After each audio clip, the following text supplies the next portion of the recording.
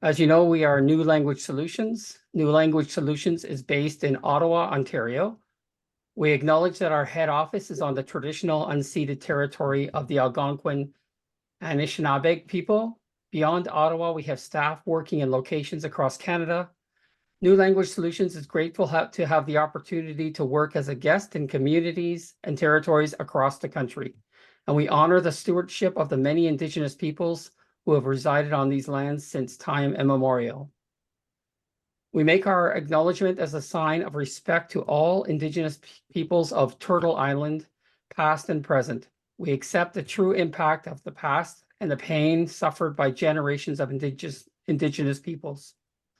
As an agency that works to support the integration of newcomers into Canadian society and cultures, we resolve to support activities that are inclusive of Indigenous peoples. We will also make our best efforts to address a history of injustice to First Nations, Métis, and Inuit peoples. We encourage our frontline staff and clients to discover whose traditional territories they live on and pause to reflect on the hospitality shown to us as guests in these territories. So we're here to learn about Indigenous content on Avenue. This includes professional development and instructional materials. Our speakers today are Nadine Leggett and Margaret Stasiak. Nadine will start us off. Okay, great. Thanks, John. Hi, everyone. As John said, my name is Nadine. I am a project manager at Achēv. So I work for Achēv. And I was the project manager on this particular project that I'm talking with you about today, which is a training package that we have built and just recently launched live in Avenue. So this is available in Avenue now. It's on respect and reconciliation with Indigenous peoples.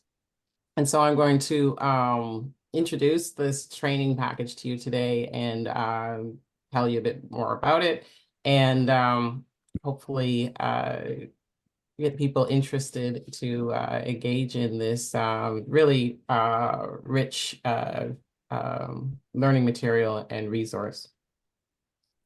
So the project was funded by the Ontario government and developed by Achēv.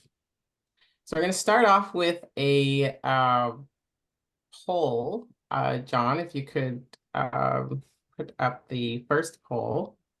Just interested to know if anybody has already heard of this training program or not, heard of this project, perhaps.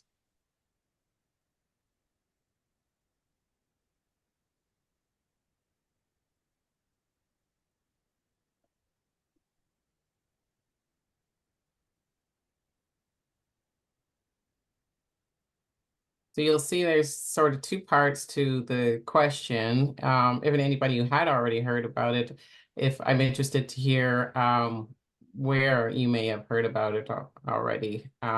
Just interested and curious as to where the word has gotten out so far.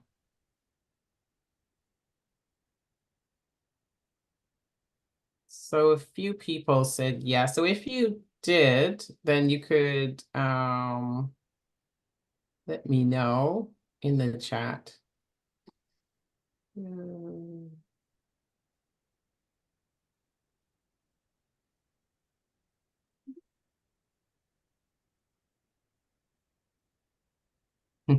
Hi, Milka. Yes, I remember you well. Milka was one of our testers, and here she is back for more. What a great supporter of the project.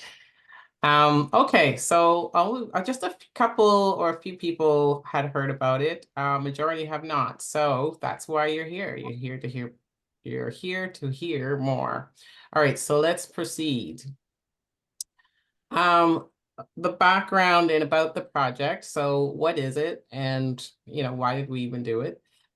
So it's a professional development training. So it's particularly geared for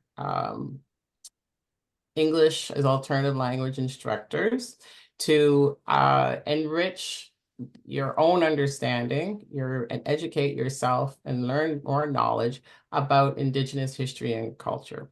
So the objective was to deepen the instructor's own knowledge, and so that now you'd have more increased confidence, to boost your confidence so that you can in turn feel more comfortable weaving in these themes and topics into your language instruction, right? And as you are bringing in this content into your own teaching practices, into your own teaching content, then it's one avenue or one way to participate and be fully engaged in the respective reconciliation efforts.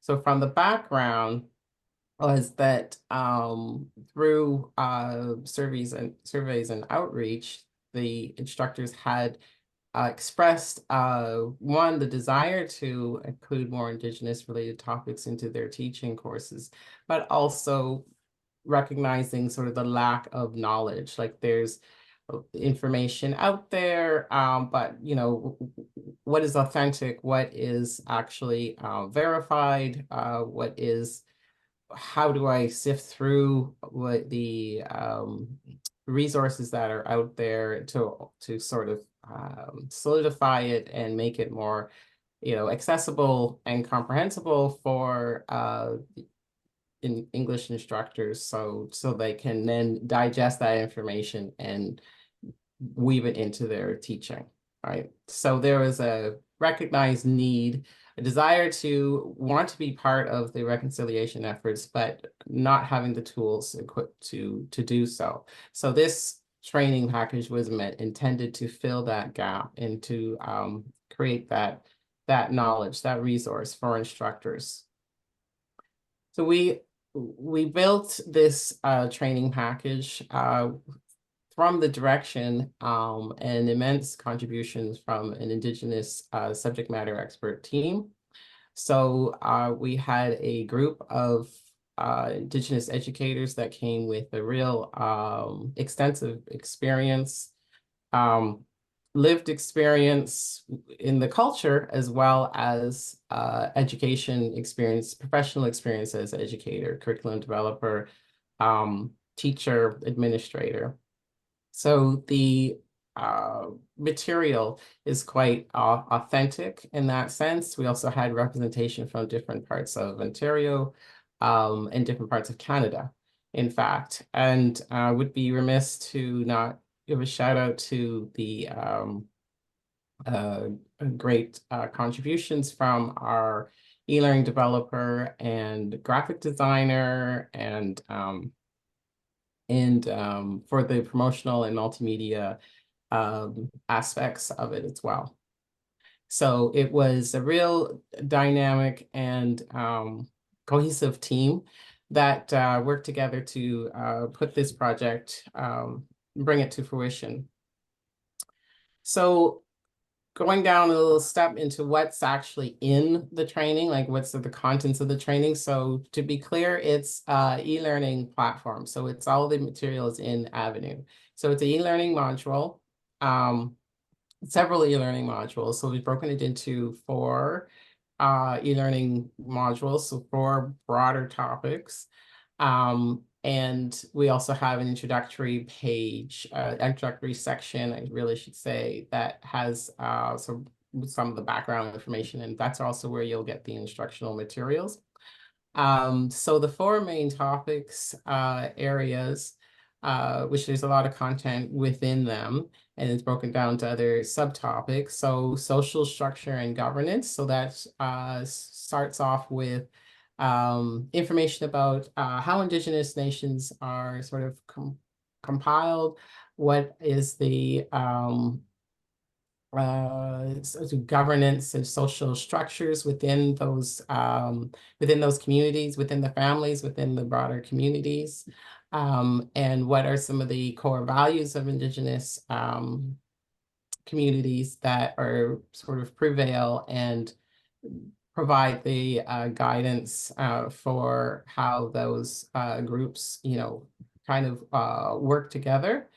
Then we move into kind of treaty relations, which is very sort of factual based historical account of the treaties across over time, sort of pre introduction of the Europeans to North America and after, sort of kind of demystifying what treaties is all about, and giving some factual information about that, so that you have that sort of basic knowledge. And we also brings the context into current day as to what are the conflicts and issues, current day conflicts and issues are surrounding treaties and what's being done about it. And so what's happening in a current day on those topics. Residential schools, also factual based information about the residential school era and the impact that that had on the Indigenous communities and the enduring effects of the disruption and emotional trauma that is still present in the descendants of those victims of that time. Resistance and revitalization is the final topic, sort of final grouping of topic or section, if you will. And that talks more about how the Indigenous communities have sort of prevailed and resistance to colonialization and try to revitalize their community and their cultural, their traditional ways. It brings it also into current day of how, as an instructor, what you can do now that you have this kind of knowledge, how you can be more present and engaged in the respect and reconciliation process in your own teaching practices. So includes quite a robust instructor's manual. So that's where we kind of went a bit above and beyond with our original scope to build a instructor's manual that includes lessons plans, reading handouts, worksheets, printable worksheets for both in classroom and online environments. So you could use that in a classroom, in-person classroom situation. You can use the materials that also in a online Zoom class. We have PowerPoint presentations to guide the online classes. We have audio files that we created that are simple conversations, dialogues that can be used for listening activities. And so all those resources are there packaged within the course and available for download. So how are you going to get access to this wonderful resource that I'm talking about? So how we are approaching it, just to make it kind of convenient for instructors to be able to get to the course, right? So we are going to register everyone, all the instructors that are in Avenue that have a profile that shows that they are Ontario funded. You're going to be pre-registered into the course. This is voluntary training. It's not mandatory training. But once you're registered, you'll be able to easily jump to it in your My Home section on Avenue. So it'll show up as a course alongside any other units that you have brought in as an instructor. This one will be included there as well in your My Home section under your courses. As new instructors are coming on, being hired on and onboarding onto Avenue, and finish the boot camp, then they're also going to be automatically enrolled, those Ontario funded instructors. Instructors that are federally funded, like Link instructors, or also anybody who may have fallen through the cracks, then you can request to be registered. It's available for everyone, right? But it's because it's an Ontario funded project, Ontario funded instructors to get, we're pre-enrolling them. anybody else, absolutely please take advantage of this. It's for everyone, and we have a Google form that you just fill in to request registration. Okay, so that's how access is going to be working. Okay. So I'm going to go in to show you a little bit in Avenue about what it looks like. I have this, what you see on my slides right now is just a mock-up as a backup in case there's sort of technically I run into any kind of issues, because I'm already getting some signs here saying that, oh, my internet is not strong, blah, blah, blah. Okay, I'll just switch over. We'll give that a go.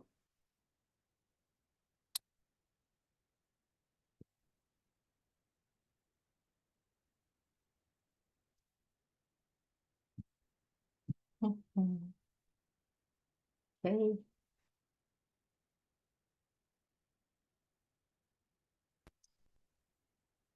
All right, so here's a view into the form, into the training itself, rather. So here are the 4 sections, as I was telling you about, the 4 topic areas: Indigenous culture, tree relations, residential schools, and collective strength is about resistance and revitalization.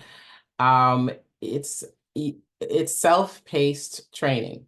So you can stop and start, go in, go out. I'm showing the pilot view, which in your course is actually identical to this one. This just happens to be the pilot space. So but it's self-paced, so you can navigate through the topics. So they all start with an activation question and a reflection. Question is sort of bookends the module. So we're just asking for a few comments there, just to get you thinking about the topic that we're talking about. And then at the end, we have another, just a brief prompt. You'll be prompted for another reflection response. And then the content slides are inside. Navigation is pretty quick. It's the same navigation, but as with your other Avenue units, but you can go back and forth within the using the front and back, these slides, arrows, anything that shows with a circle in it. Any of the slides that show with a circle in it means that there's an activity in there. And on the bottom right corner, there's a link to go to the next slides that are within the next topic in chronological order. So, but you don't have to go in the chronological order. You can, it was designed that way to make it more of an actual resource for teachers, right? So, for one thing, when you're learning on the training, you may want to go through it in order. I would recommend that first time out, but then if you're coming back at any time to refer or look back up information, that's when you could be jumping around at any time. It's we've taken a multimedia approach, so you'll see that there's videos. Let me go over to the treaties one that I was talking about.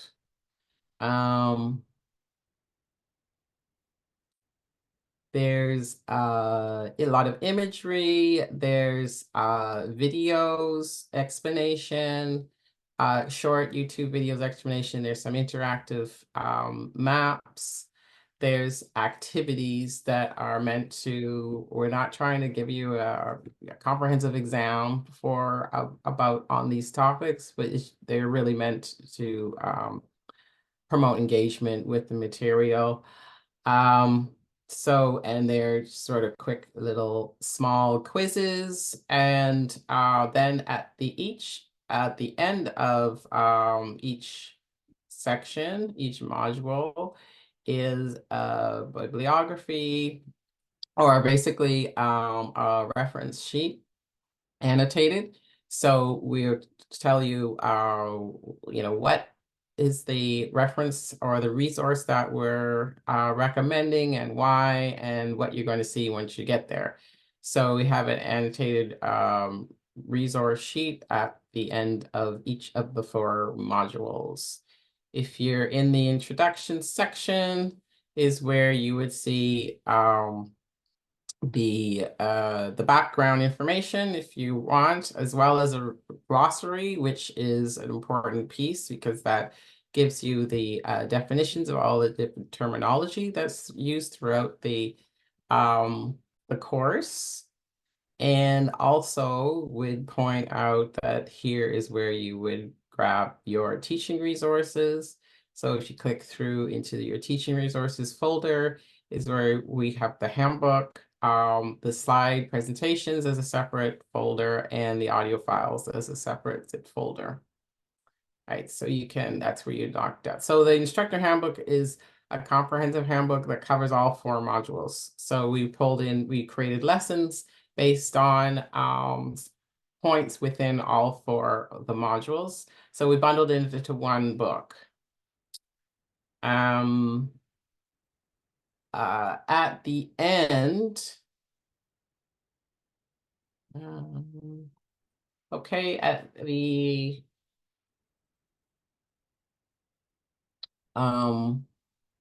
let's switch over actually.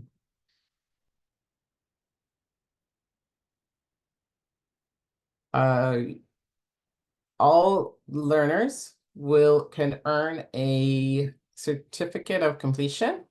So your certificate of completion is dependent on you completing all the activities in the training. So you have to click on the glossary, you have to open the contribute to an activation and the reflection. There's only one each of the 4 modules, activation and reflection, and the little activities that are throughout. Those activities you can redo infinite number of times. So, again, just don't have to get worried about getting the right passing the first time. You can keep going until you pass. And then once you do, just complete all of those requirements, then a certificate of completion will be issued to you through the system. And we had estimated that it takes about 4 hours. It's about 4 hours worth of time to go through the training in its entirety. So that's the number of hours that we average to approve for the PD hours. So that's already been pre-approved with TESOL Ontario that this program qualifies you for PD hours. So you'd earn 4 PD hours once you earn the certificate. And feel free to contact me. So this is being recorded, so you'll be able to go back to it if you're looking for my email address. Happy to answer any other questions regarding this project. And there's also the link to the Google form in here if you want to request registration. If somehow you didn't get registered, like I said, it fell through the cracks somehow, then you can request registration. We don't want anybody left out, that's for sure. So on that note, I think I've come to the end of what I needed to say. Do we have room for time for questions now, or do we go to? Yes, Okay. Nadine, thank you very much. It's very informative. It's great to have another great resource. There was a question on the chat. It sort of disappeared, but the question basically was, what CLB level are these materials aimed at? Okay, so there multiple CLB levels ranging from 4 to 8. There's different activities. Sort of one lower, we try to do sort of equal amount of activities for the lower versus the higher. So the Okay. 4 to 6 and the 5 to 8. So that's Yeah. based on the student's profile, whatever they have checked off as their link level, right? Well, yes. And so Okay. that would be at the instructor's discretion, because of course these are not eUnits for the language learners. So this is professional development. So the training itself the language used in the training itself is pitched to language instructors. Right. Now in the handbook are the teaching resources. That's where we have lesson plans for English learners. And those lesson plans and activities in the handbook are what I was referring to, that we have for different CLB levels. Fantastic. Thank you. There are two sort of questions, the same thing. Elizabeth #1 and Mary want to ask you if you could put the Google form link in the chat. Oh, great. Yeah, good idea. Will do. Great. Okay. I can see Margaret's really anxious over there. She's she's relaxed. I'm relaxed. Margaret's getting ready. Mhm. Are there any more Okay. questions for Nadine? Or you can ask them after Margaret has shared her presentation. Oh, there is a question, Nadine. Nazanin asks, when will we be able to see the course on our homepage? Okay, so I'll need to check with that. We'll need to check with the Avenue admin to see how they're doing on that, because they're doing enrollment behind the scenes. So I will check in on them with their ETA, or if they've run into any issues with that. And great, you'll probably post that on the teachers only forum. Is that correct? Yes. Fantastic. And thank you for sharing the Google Docs link. Margaret, thank you, Nadine. And Margaret, you're up, as they say in baseball. Okay. Thank you. Thank you, John, and thank you, Nadine. And I was just going to add that when we post the recording of this webinar, we'll probably add the form there as well, so you will be able to sign up.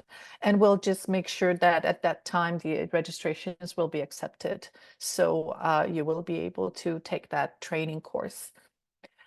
So as John mentioned before, this webinar is actually divided into two parts, and one was about the Indigenous content for instructors. And I'm going to address Indigenous content available on Avenue that is designed for learners, as in the form of instructional materials available on Avenue. And I'm going to talk about Indigenous content, not only that is available there, but also I'll touch on other topics that relate to that. So when I talk about Indigenous content, I really mean not only ready-to-use units and activities that I will show you and demonstrate how to use in a moment, but I'll talk very briefly on teaching perspectives and using the principles of Indigenous pedagogy in your teaching, because that relates to that topic very, very closely. We do not want to treat the Indigenous content as a token lesson or activity that is on the topic of Indigenous food or geography, but we would like to embrace the Indigenous culture and history and values and perspectives that in our teaching and in our courses. And Indigenous content that as such refers also to multiple references that you can make to culture, knowledge, perspectives in your teaching based on regular settlement topics and themes. And I'm going to show a few examples later when I go through my presentation.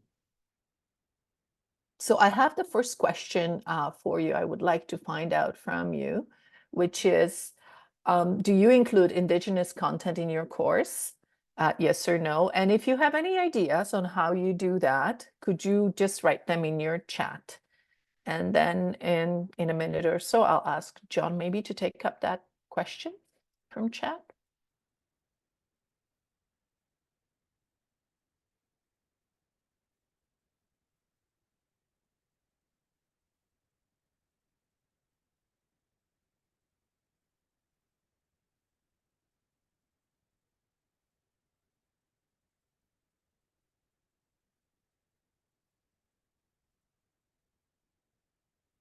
Okay, so this is great because majority of people who are here said yes, and a smaller part said no. And I think that's why everybody's here, because we just want to learn and become better informed about different ways of doing it. And any ideas from the chat? John, could you just maybe read them out if possible?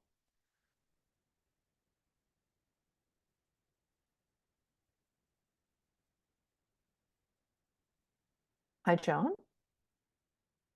Yes. Sorry. Yeah, sorry. I'm mute sometimes. Mary has shared that she uses the graphic novel Secret Path to introduce residential schools and the reality of the residential schools. Nazanin says she uses land acknowledgements, Orange Shirt Day events, and to introduce Indigenous culture. Mary also celebrates or uses Orange Shirt Day in her teaching. Jennifer says that I've used information from our local Indigenous groups and YouTube videos. That's really good.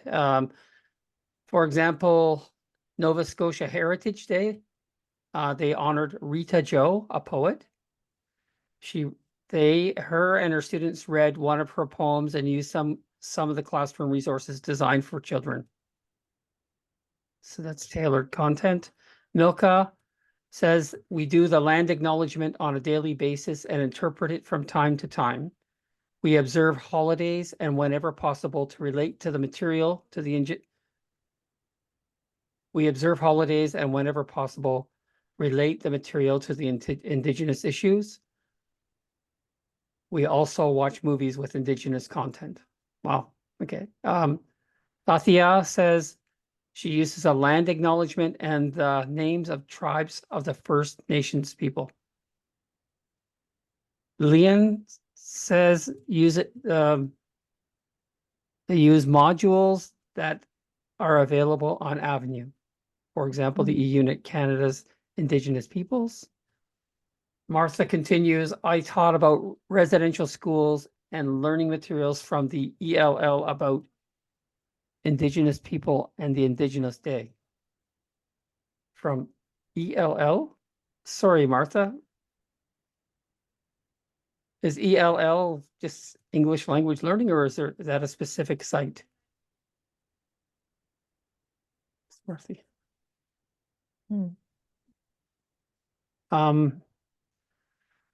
Jennifer says, yes, she uses the existing resources on Avenue. Oh, Eli, sorry. Not ELL, Eli. Martha, yes, she means ESL library or Ellie. Is it Ellie or Eli? I'm not sure, but yes, they probably have quite a bit of content. I think it's Ellie. Yeah. Ellie, okay, sorry, I wouldn't want to say the wrong thing. So these are great ideas. Yeah. So I think people can also read them in the chat, right? And just see. Yeah. Okay. Is that about it, John? Yeah. Yes, sorry, yes. Okay, perfect. Thank you. So I'm just going to move on to my next slide. Okay, so In this presentation, what I will really talk about is how to use ready-made content available on Avenue, and I'll just demonstrate it through the CourseBuilder.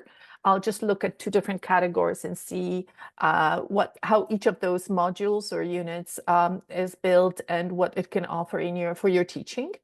I'll also briefly touch on expanding and adapting the ready-to-use activities. And also some tips. I'll provide some tips on broadening your perspectives in settlement themes and topics, so you can actually bring in more of the Indigenous content into your regular teaching that is based on our good old link themes that focus so much on the settlement issues.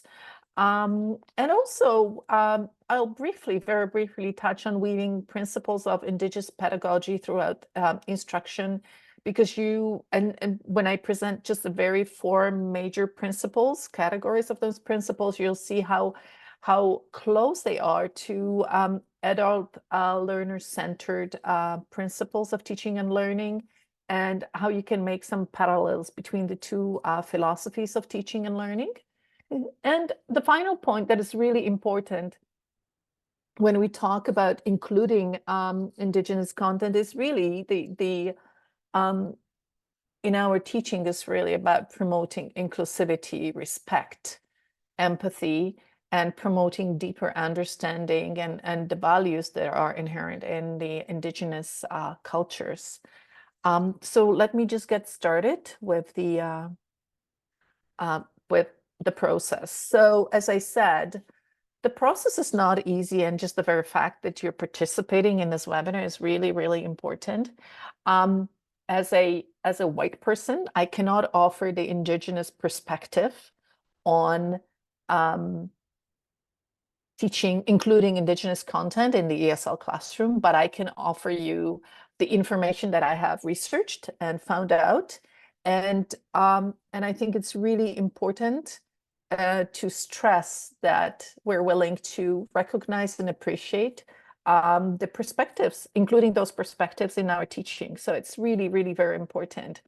And as I was doing the research on including Indigenous content in ESL teaching and instruction, the words that I read through most of the time was infuse or embed or weave through, which really refers to the process of not just including an itemized teaching component, but something that would be a process that is ongoing, something that is not, that does not have the beginning and the end, but something that continues going and grows throughout the instruction. So it's really thinking about how we can include the not only just the very activities, but also the philosophy, the perspectives, the cultural understanding and values in our teaching. It's also very important to acknowledge our own barriers and our own learning curve that we may experience in that process, because we are no experts. Many of us are no experts on Indigenous topics. We're still learning, but I think it's very important to actually understand that and see where we are positioned in that process. And we need to approach everything with an open mind, need to be reflective, and also practice humility when approaching the topics that can be sometimes very painful, sometimes very important.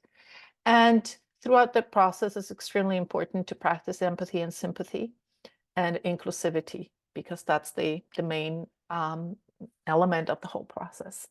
The information that I have included in here on my slides, I usually include the source. So the source is here, infusing Indigenous content and perspectives into classrooms.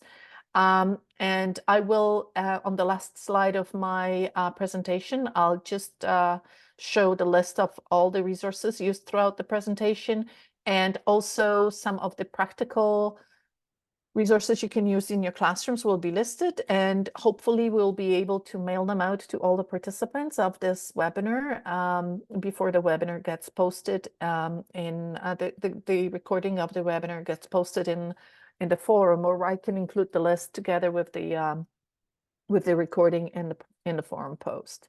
Let's go to our next, I'm just going to close this. So let's go to our first set of ready to use units in the CourseBuilder. When we go to the CourseBuilder on Avenue, and let me just go there.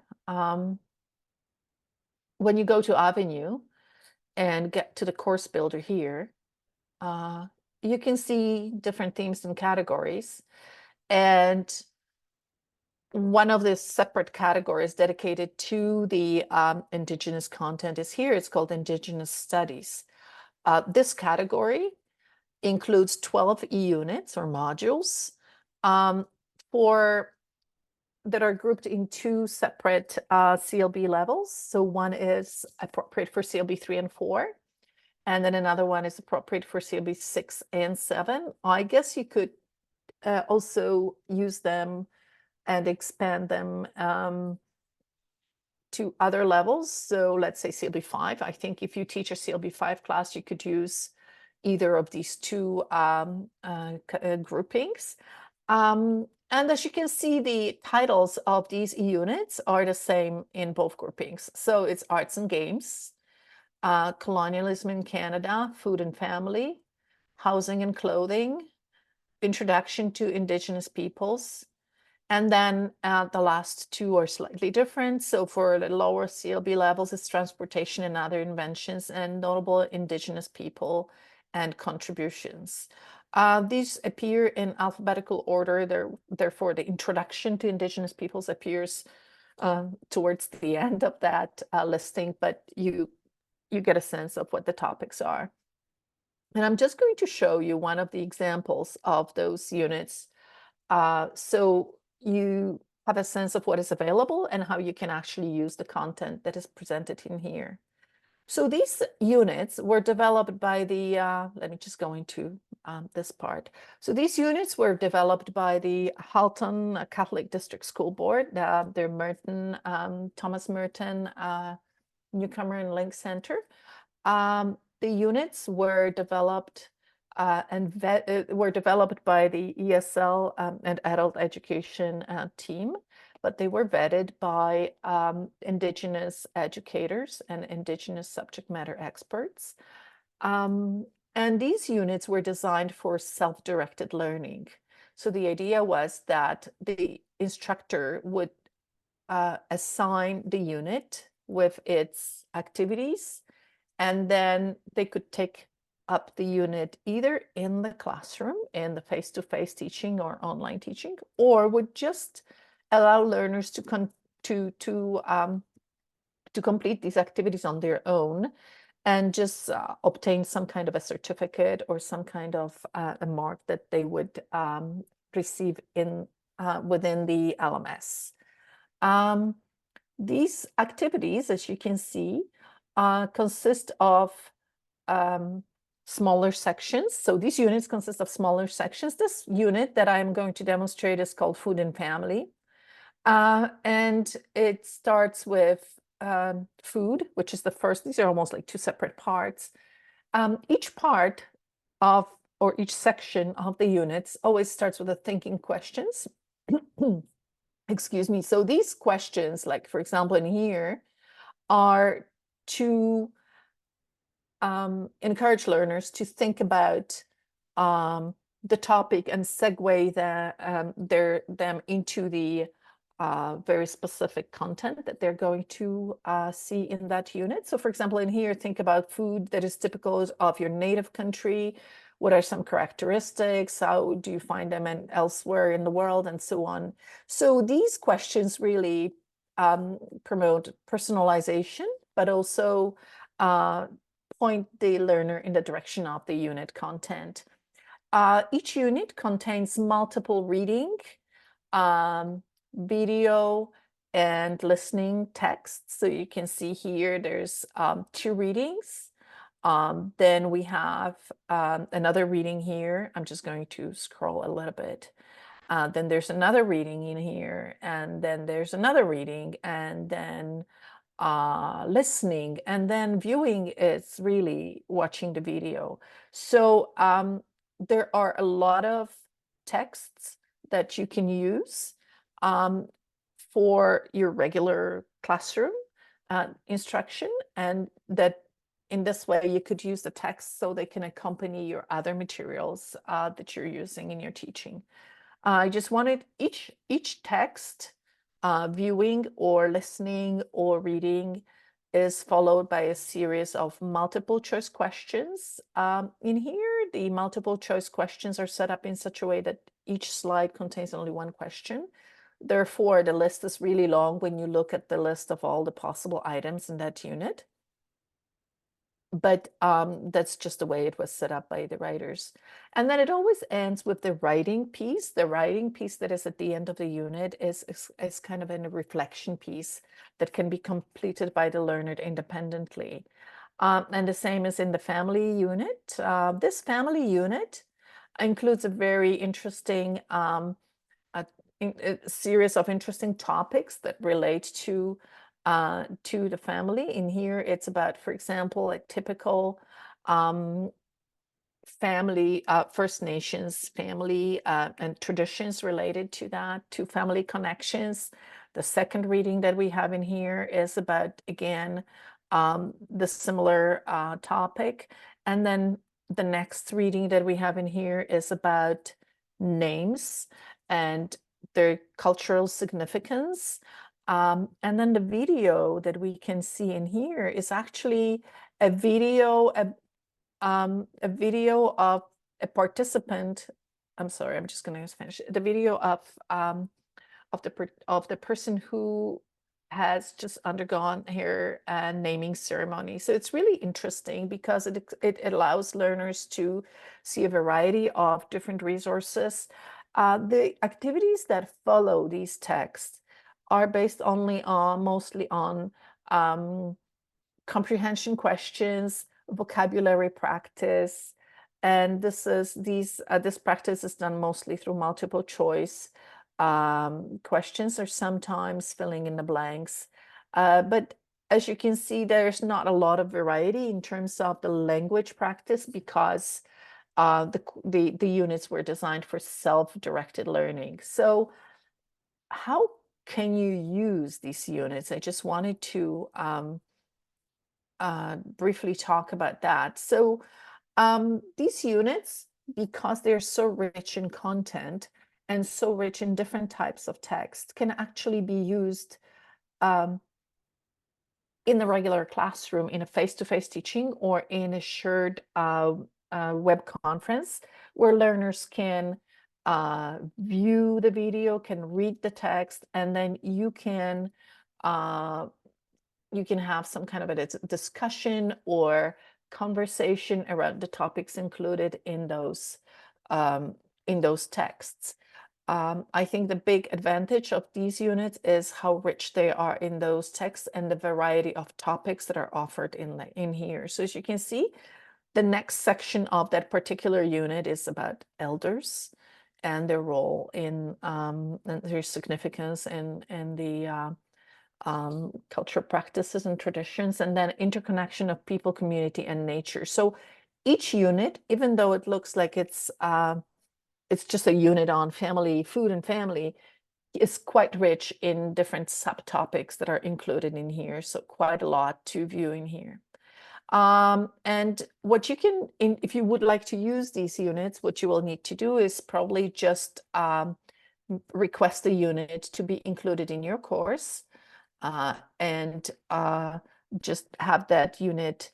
You can have this unit either included in your course, or you can have it included in your sandbox. I would first always include it for your sandbox, and then when you are in your sandbox, you can preview it.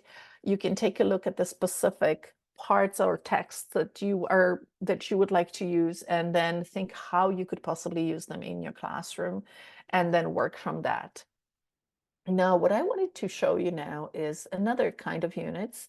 So here are all the topics that are that these modules were developed for. So we have arts and games, colonialism in Canada, food and family, housing, clothing, introduction, transportation, and notable Indigenous people, as I showed before.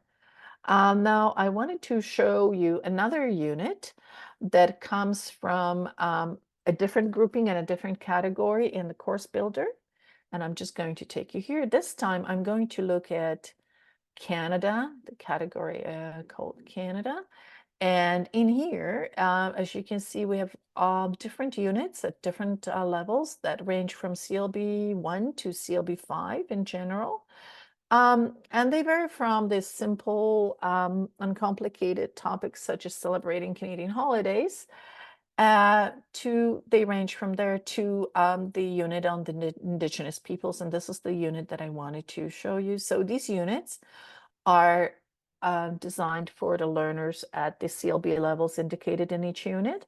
Each unit comes with the unit teaching guide, where you can see some tips on how to introduce the unit and how to teach the content included in the H5P activities. You can also see additional resources, mostly online, that are that have been used in the development of that specific unit, and also transcript and video transcript and listening transcripts that you can use. Let me just go back to this because I need to close it here. And going back to that, you can see there are three interactive activities here for learners that you can use in different ways. And they're all about Indigenous peoples in Canada. The fact that they were written for CLB 3 learners doesn't mean that you cannot use them in higher higher level learners. Oops. So these interactive activities in here build vocabulary, comprehension, and provide also factual information that learners can use to learn about Indigenous culture, traditions, and perspectives. So when thinking about using the modules, the units that are included in that course builder, sorry, I just jumped to the course builder here. I was also going to say that when you explore these specific units and modules in this category, you notice that maybe in the people and diversity module, there's not a lot of information about Indigenous peoples. But if you explore them further, so in here we have only Canada's official languages, immigration.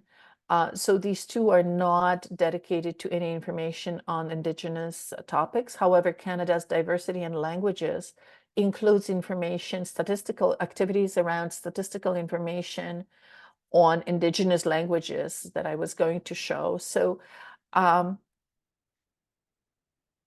for example, in here, and you can use these as a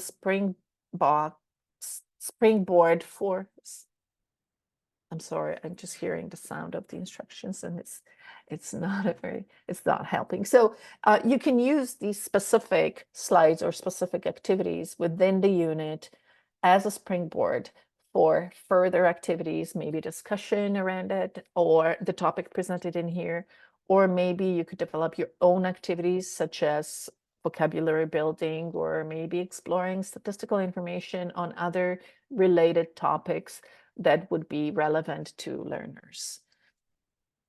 Okay, let me go back to my slides in here. Now, so when you preview these units that are ready-made in the course builder, you can also request the units for your sandbox. You can modify these activities and change them just to fit your course. And you can also add the slides that would be relevant to the topic and build on the skills already included in there. And you can use these activities in either face-to-face instruction or for the assigned asynchronous completion, so the learners can complete them on their own, and you can build the new lesson, face-to-face lesson, based on what they have completed in their time. Now, I don't have a lot of time, and I'm just going to rush through the next slides, but I just wanted to say that when including Indigenous content in your teaching, I think it might be very helpful for you and important to actually get to know the principles of Indigenous pedagogy, because there are very specific and concrete categories of those principles that you can relate to the adult learning experience and ESL teaching that we do in our classrooms. So the first category that you can see in here, the first principle is development of the learner as a whole person. And if you think about how we teach in our LINC programs, this is the focus as well. So it's focusing on personal experience, personalizing experience, but also holistic learning. So it's not only just the language, but it's also connecting to other people. It's also building the community, and it's also thinking about people's well-being, emotional and others. So, and it's preparing learners for other aspects of their lives, not just in terms of linguistic ability. Another major principle of Indigenous pedagogy is using experiential learning. So it's learning through experience, but also preparing learners for practical things in their lives and doing things that relate to their experiences. Another principle here is place-based learning, so connecting to the land, learning through the land, learning about the land that you're situated on, and making connection to the ancestral land. And we can do it through different ways. And finally, recognizing the important role that elders, knowledge keepers, traditional peoples have in passing on the knowledge. So it's intergenerational learning. And as you can see, you can read more about the principles of Indigenous pedagogy in different resources that I also list later on the last slide of my presentation. Let me just go here. So now, how can you apply all these principles? I think, first of all, what you may actually want to do is just look at these principles from the perspective of adult teaching and learning, and see and notice the parallels between those principles of Indigenous pedagogy and connect them to the pedagogy or teaching principles of the adult learning, and see how many of them can actually how many of them you can actually find. So see where they can come together. But I think the most important thing is to start small with small steps. So apply something that other teachers already use in their classrooms. And for example, in our chat today, we could see that a lot of instructors use land acknowledgements in their programs.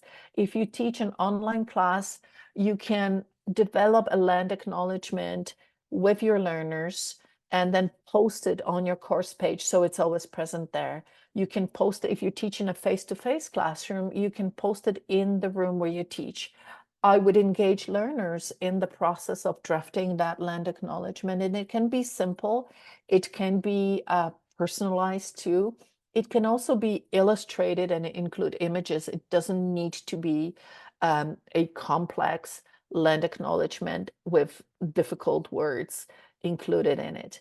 I think it's also very important to research and learn about the land that you teach on, the ancestors of that land, the languages spoken on that land, and include that in any content that relates to the themes of community or neighborhood, because you'll see how naturally it will fit into that content, into that context, sorry.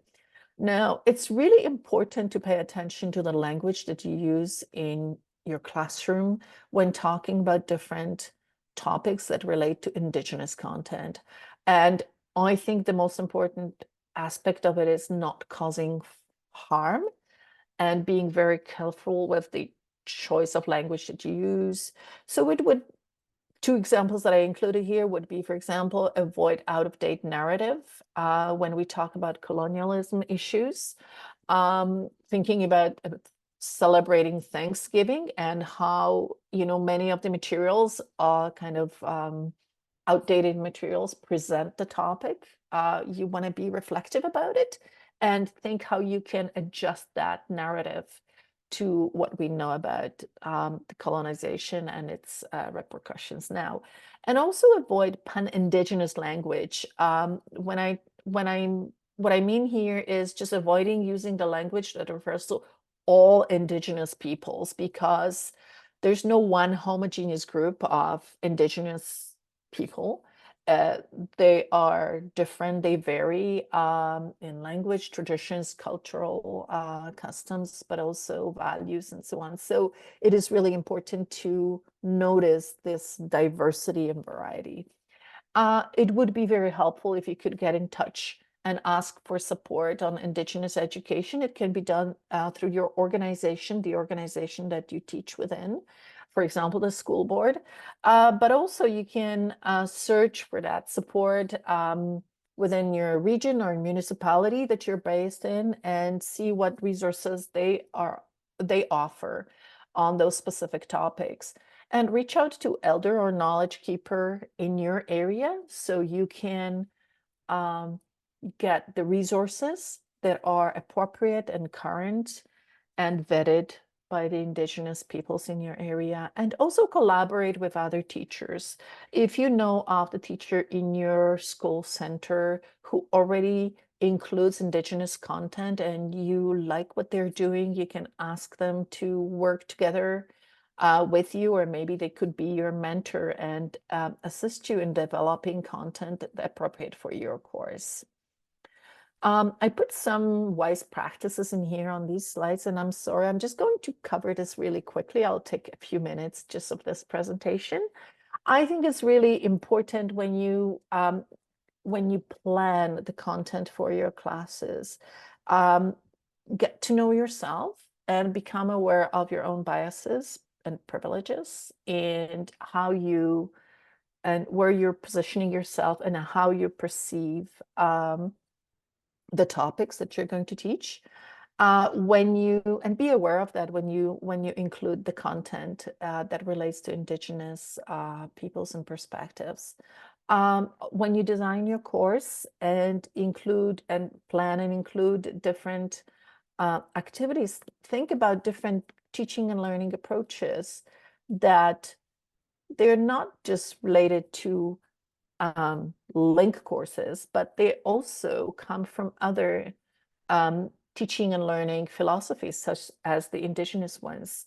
And they have bigger values behind them, such as building communities, being grounded in relationship to the land, using holistic assessment, using self-reflection. And this is where you will see these parallels with the adult learner-centered methodologies.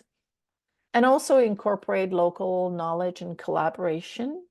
I put a little note here about misappropriation. I think it's very important that whenever you use any authentic Indigenous materials, images, photographs, designs, stories, legends, songs, and so on, it's really important to obtain the permission for using these materials.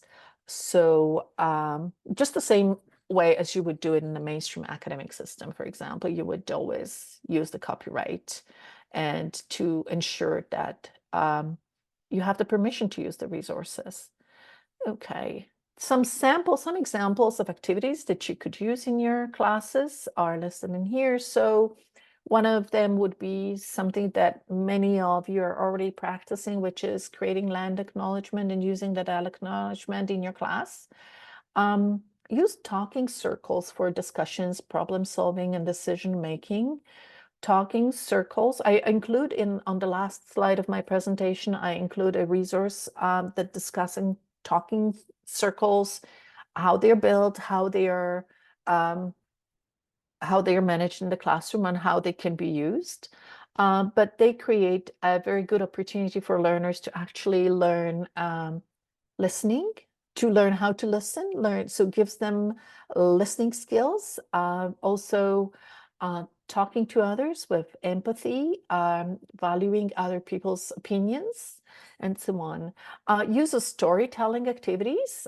Storytelling is a big part of the cultural heritage and culture and current culture practices in Indigenous, different Indigenous groups. So you can use storytelling activities to develop the language skills, as speaking language skills for learners. So they can do it in small groups or as a whole class.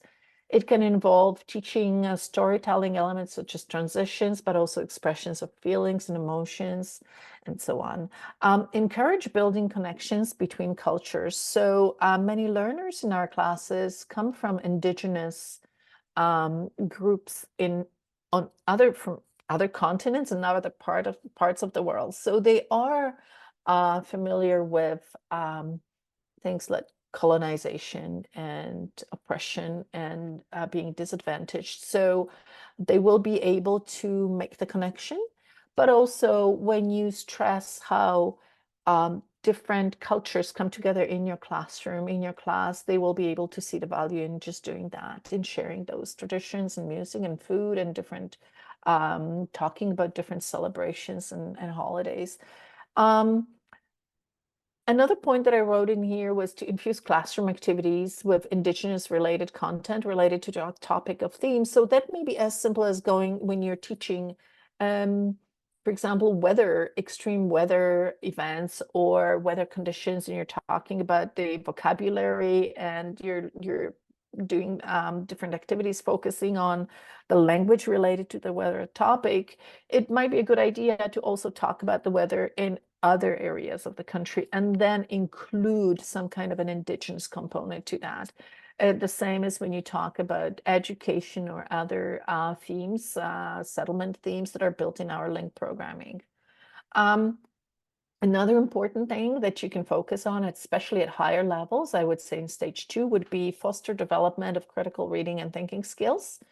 And that would mean recognizing biases, opinions, emotions, focus on language in here that would help learners understand how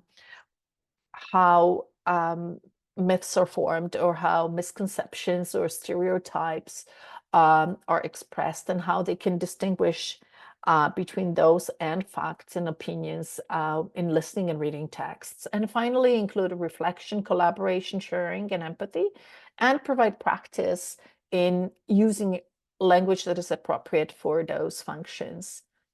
The list of resources that I put in here is short, not very long. There's a designated resource. There's a resource designated just to talking circles, using talking circles in the classroom. A very good resource for practical examples on using Indigenous content in your link or ESL classroom comes from Alberta. And it's part of their ATASL best practice guide. And as you can see here, there's a whole section on indigenization. Statements of best practice are listed in here. Each best practice statement is elaborated on. And then you can have the details in here. These are all very practical and very concrete. So you can just read that information. There's also a set of 5 vignettes, which are just practical tips, suggestions made by instructors, practicing instructors, sharing their experience from their classrooms, so you can see how other instructors do it in their classes. So you can learn from that and just see how you can adjust bits and pieces from in here. And I wanted to show you also, there's a very specific vignette that addresses different CLB levels and different CLB competencies in different skills. So reading, writing, speaking, and listening. So you can explore this resource and see if you can find anything that you can apply to your classroom. And I think this is the end of my presentation here, of my slides. So I'll be able to post these on the forum together with the recording of the webinar. And I'll see if I can also send this out to everybody who attended the webinar. Do we have time for the question period? Margaret, I'm sure folks can ask questions if they wish right now. Yeah, for sure, in the chat window, or just they can just turn their microphones on. But I'd like to say thank you very, very much for your and Nadine's wealth of resources and concepts for us to move forward with integrating this into our lessons and lesson planning and materials creation going forward. Just everybody be assured that the recording of this session, the PowerPoints, And all the resources that go with them will be attached to the Avenue webinar session page. Okay, perfect. Thank you. Thank you,